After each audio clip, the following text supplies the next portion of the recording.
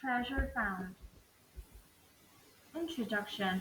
On Saturday morning, you are busy cleaning your room. Under your bed, you discover a box. You look inside, you see a plastic ring, a birthday card with $1 inside, a shell and a postcard from a friend. You say, "Wow, I forgot about the stuff." You have just found treasure. Treasure hunting. Treasure is anything that someone thinks is valuable. Over the years, much treasure has been found. In 1932, Howard Carter found gold and gems in the tomb of ancient Egypt's King Tutankhamun.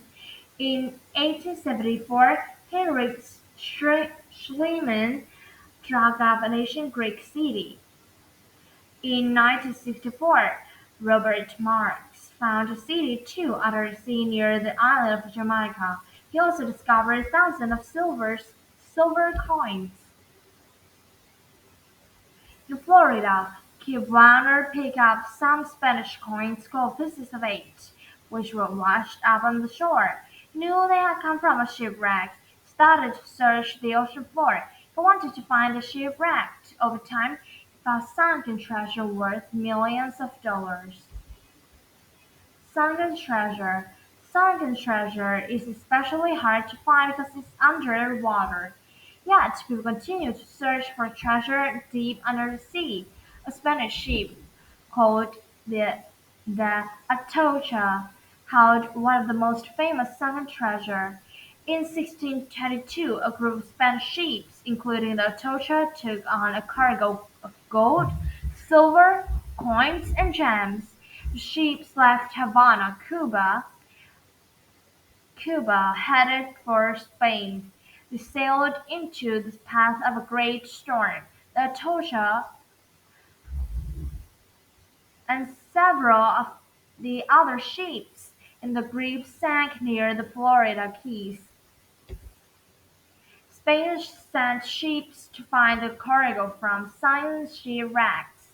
Divers found the cabin of the Santa Margarita, one of the ships from the group. They could not find anything else because another storm had broken up the ship. They did not find any sign of the Atocha. Mel Fisher and the Atocha. For many years, people dreamed of finding the Atocha. Mel Fisher dreamed of it too. As a boy, he had read Treasure Island, the story of a young man who went looking for the pirate treasure. Mel wanted to find lost treasure. Luckily, he liked diving under the sea. He even owned a dive shop. In the early 1960s, Mel Fisher decided to look for the Atocha. Friends and family, including his wife, sons, and only daughter, Joined the search. People gave him money to help with the search. Everyone would share the treasure when Atocha was found. For several years, Mel and his crew searched the ocean.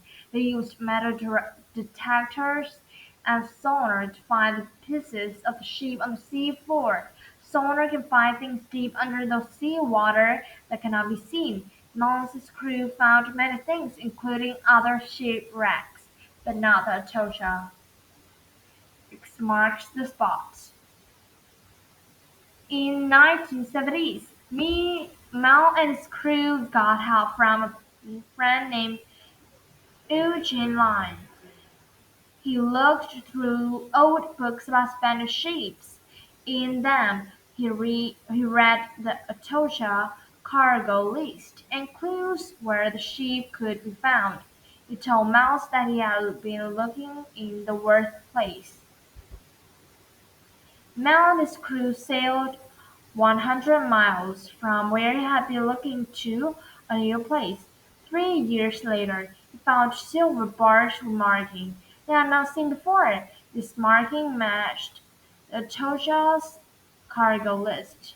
Now they knew they were near the treasure. Still, 2 years later, they had not found a tree. Then tragedy struck. Mao's son Dirk, Dirk's wife Engel, and daughter Rick Gage drowned when their search boat overturned in the ocean.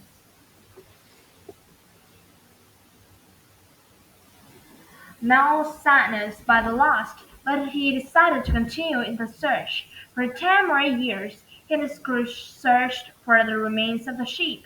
In 1985, Mel and his crew finally found the cargo hold of the Atocha. The treasure included gold and silver worth millions of dollars. Mel and his crew marked where everything had been found. They took pictures too. They wrote down information and strings. Who might want to study that? What happened to the sheep? The treasure from Atocha was great and very valuable. Mel gave a part of treasure to the state of Florida. He also gave some of the treasure to the museums. He shared the rest of the treasure with his family and others who had helped him in his search. He sold some of it too. Today you can visit the Mount Fisher Maritime Heritage Society and Museum in Florida. You can see many of the beautiful things he found. Conclusion: the treasure still waits to be discovered. He was shown one of many treasure hunting groups around the world. He might discover an ancient city or a tomb, or even a sunken or buried chest of gold. You can find many books and websites about treasure and treasure hunting. Maybe you will want to find the next great treasure.